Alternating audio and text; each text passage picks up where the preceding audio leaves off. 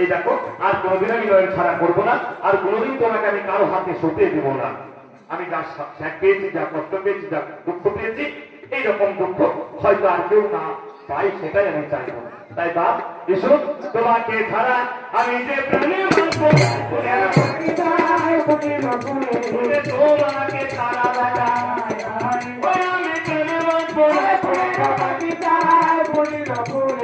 চলো চলো ঘুমাইব দুই বাপ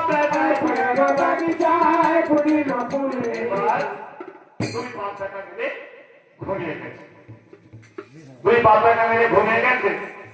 আল্লাহ রহি, আল্লাহর আদেশ, আল্লাহ রহি এসে আমার ইসুকে স্বপ্ন দিচ্ছে যে আসমান হতে একটা চন্দ্র ঈশ্বরের মস্তকে বসে গেছে, আসমান হতে একটা সূর্য ঈশ্বরের বুকের উপরে বসে গেছে, আসমান থেকে 10টি নক্ষত্র তারা ঈশ্বরের পাথরে তারা সাল্লাম করে গেছে।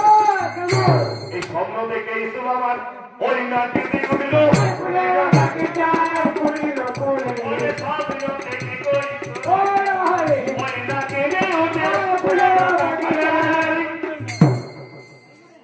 আরে তুমি কাঁদছো কেন? আমি রাত্রি কেন কাঁদলাম আব্বাজান? আমি স্বপ্ন দেখলাম আব্বাজান গো। আরে বলো বলো, তুমি কি স্বপ্ন দেখেছো? আকাশে চন্দ্র এসে বেশ মাথার মধ্যে বসে গেল, তারপর আকাশে সূর্য এসে আমার মুখে বসে গেল, বাপ আকাশে 10টি নক্ষত্র তারা পা ধরে সালাম করছে। আপু গো, তুমি ঘুমিয়ে যাও। আব্বুজান এই সময় স্বপ্নের মানে জানতে চাও না? আমি মানে না বললে আমি ঘুমবো না, সারা রাত কাঁদবো, দেখো ইসুফ, সারা রাত কাঁদবো, আমি ঘুমবো না।